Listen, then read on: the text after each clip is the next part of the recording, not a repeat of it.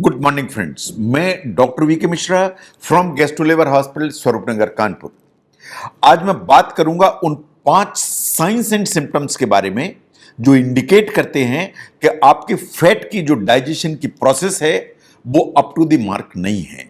आप जो भी फैट खा रहे हैं या कंज्यूम कर रहे हैं, आपकी इंटेस्टाइन उसको प्रॉपर नहीं डाइजेस्ट कर पा रही है, इसलिए आपको एडिक्वेट या ठीक मात्रा में जो फैट्स हैं वो आपकी बॉडी को नहीं मिल रहे हैं। उसके क्या सिम्टम्स या साइंस हैं उसके बारे में हम बात करेंगे। Now number 1 is the floating stool. अगर आप ध्यान से देखें कि हमारा जो स्टूल है या हमारी जो लेट्रिन है या जो स्टूल मटेरियल है वो बहुत सारी चीजों को इंडिकेट करता है।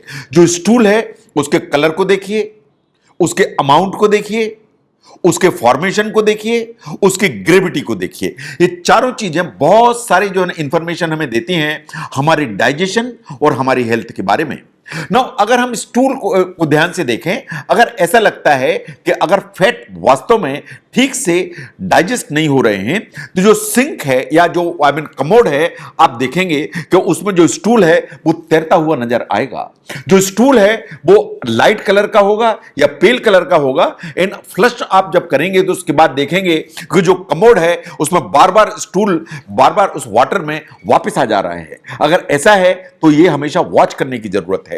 देखिए, ये अगर वंस इन ए वाइल हो रहा है तो कोई प्रॉब्लम नहीं है, लेकिन अगर आप समझते हैं कि इट्स ए कांस्टेंट फीचर कि आपका जो स्टूल है वो वाटर में फ्लोट कर रहा है, उसको आप फ्लश करते हैं तो वापस बार बार आ जा रहा है और उसका कलर जो ना सामान्य से काफी लाइट है, तो बात सही है कि आपको अपने डॉक्टर से बात करने की जरूरत है। क्योंकि अगर आपकी इंटेस्टाइन जो फैट है उसको ठीक से डाइजेस्ट करती है तो जो स्टूल है वो थोड़ा सा डीप ब्राउन कलर का होगा, उसमें हल्की बदबू भी होगी एंड बार बार ये पलट के जो फ्लश करने के बाद लौट के नहीं आएगा। Now the second one is the heart burn. जो यहां पे सीने में जलन होती है, ये बात सही है कि जब भी आप स्पाइसी फूड लेते हैं, बहुत ज्यादा ऑयली फूड लेते हैं, आप लेट नाइट जो है डिनर लेते हैं, आप बहुत जल्दबाजी में खाना खाते हैं, तो जो एसिड रिफ्लक्स की जो प्रॉब्लम है या हार्ट बर्न की प्रॉब्लम है, इट्स ए कॉमन प्रॉब्लम जिसे किसी को भी हो सकती है। तो once in a while it's not a problem. लेकिन अगर ऐसा होता है कि आप healthy food, normal balance diet ले रहे हैं कि जिसमें बहुत ना ऑयली फूड है, ना आपने जल्दबाजी में खाना खाया, ना बहुत जो है ना फ्राइड फूड खाया, तो हेल्दी बैलेंस्ड फूड आप ले रहे हैं, उसके बावजूद भी अगर आपको हार्ट बर्न हो रहा है या सीने में जलन हो रही बार बार, तो ये क्वेश्चनेबल इश्यू है कि कहीं ऐसा तो नहीं है कि आपको फैट इंडाइजेशन है इसलिए आपको ये प्रॉब्लम खड़ी हो रही है। अगर हेल्दी डाइट लेने के बावजूद भी अगर आपको बार बार हार्ट बर्न हो रहा है या एसिड रिफ्लक्स हो रहा है तो आपको अपने डॉक्टर से बात करने की जरूरत है। नंबर 3, जो रिब केज के नीचे अगर आपको खाना खाने के बाद दर्द होता है। देखिए, जब भी आप खाना खाएं उसमें फैट होगा और अगर आपकी इंटेस्टाइन स्टमक उसको डाइजेस्ट करने में कैपेबल नहीं है तो खाना खाने के बाद पेट में हैवीनेस होगी और हल्का फुल्का दर्द आएगा। क्योंकि अगर फैट का इंडाइजेशन होगा तो गैस का बिल्डअप होगा और गैस का बिल्डअप होने के अलावा एक लो ग्रेड इन्फ्लेमेटरी चेंजेस आएंगे, तो ये दोनों चीजें मिला के एक हल्का सा डिस्कंफर्ट या हल्का सा पेन लेके चलेंगे जो कि खाना खाने के बाद 30 से 40 मिनट लास्ट करेगा, उसके बाद खत्म हो जाएगा। अगर आपको लगता है खाना खाने के बाद एक आधा घंटे 40 मिनट तक यहां नाभि से ऊपर के हिस्से में इस एरिया में आपको हल्का दर्द होता है, पर्टिकुलरली फैटी मील के बाद, तो इस पर ध्यान देने की जरूरत है, आपको अपने डॉक्टर से बात करने की जरूरत है। अगर आपको स्किन की प्रॉब्लम्स हो रही हैं, इन द सेंस कि आपको लगता है कि आपकी जो स्किन है वो बहुत डल है, ड्राई है, इसको पे ध्यान देखिए। अगर आपको लगता है कि आपको कोई भी स्कार होते हैं तो वो आसानी से हील नहीं होते हैं, कोई भी खरोंच लगती है, चोट लगती है, आसानी से हील नहीं होती है, तो आपको ध्यान देने की जरूरत है। ये कुछ उस तरह के सिम्टम्स हैं जिन्हें visible sign of fat indigestion माना जाता है। अगर फैट का इंडाइजेशन है तो स्किन सबसे पहला ऑर्गन है जो आपको आईना दिखाएगा कि मुझे फैट प्रॉपर नहीं मिल रहा है, क्योंकि हमारी जो स्किन है इसके नीचे फैट की पूरी लेयर होती है। हमारी जो स्किन है वास्तव में इज ए फैटी टिश्यू, ये पूरा वाटर इनसॉल्युबल बैरियर है। आप नहाते हैं, सब करते हैं, लेकिन कोई भी पानी आपको स्किन को पेनिट्रेट करके अंदर नहीं जा सकता, बिकॉज जो फैट की लेयर है वो वास्तव में एक पूरा का पूरा बैरियर बना के चलती है और अंदर के जो ऑर्गन्स हैं उनको प्रोटेक्ट करके चलती है।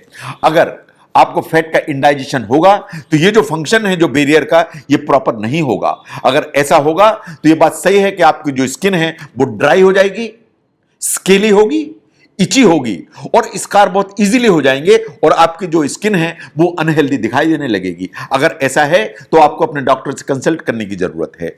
Now second one is the low energy. आपको अगर लगातार थकान रहती है जबकि आपको लगता है कि आप खाना तो ठीक खा रहे हैं, तो इस एंगल को ध्यान से देखने की जरूरत है। यह बात सही है कि जहां तक एनर्जी का सवाल है, यह आपको कार्बोहाइड्रेट्स वास्तव में देते हैं।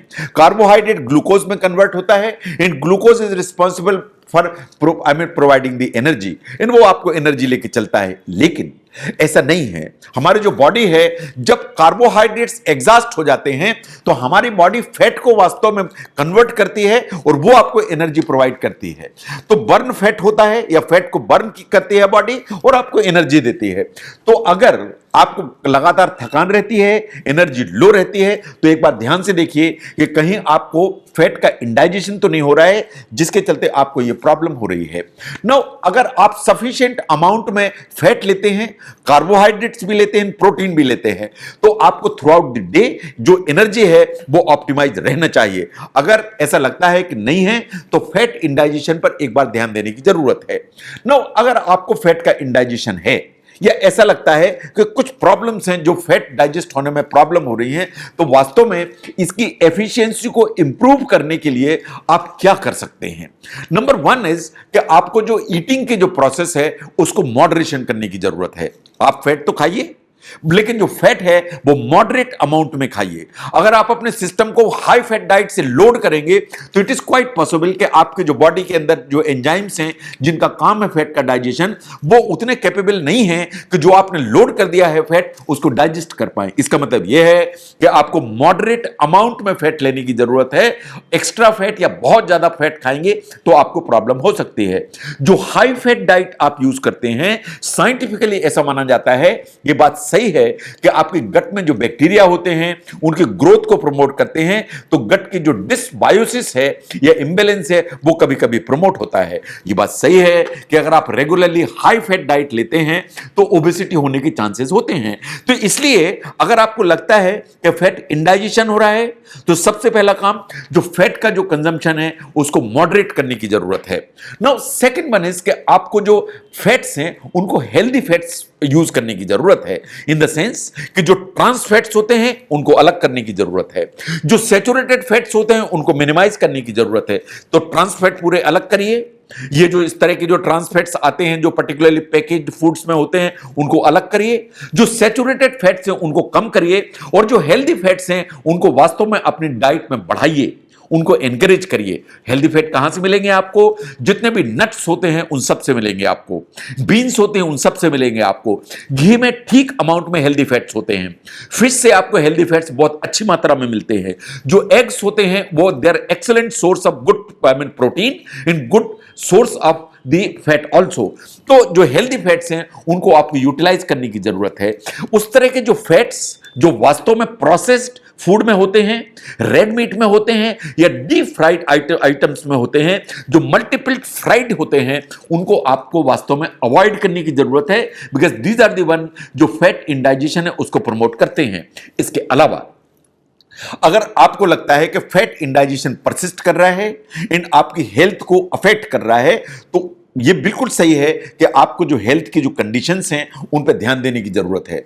उनको आप आइडेंटिफाई करिए, उनको इन्वेस्टिगेट कराइए और उनको ट्रीट कराइए। आप अपने डॉक्टर से कंसल्ट करिए, बिकॉज ये बिल्कुल सही बात है कि देयर आर सर्टेन प्रॉब्लम्स जो लिवर से रिलेटेड हैं, देयर आर सर्टेन प्रॉब्लम जो पेनक्रियास से रिलेटेड हैं, देयर आर सर्टेन प्रॉब्लम जो इंटेस्टाइन से रिलेटेड हैं। ये तीनों जो प्रॉब्लम है ये फैट प्रॉब्लम, ये फैट इंडाइजेशन को हमेशा प्रमोट कर सकती हैं।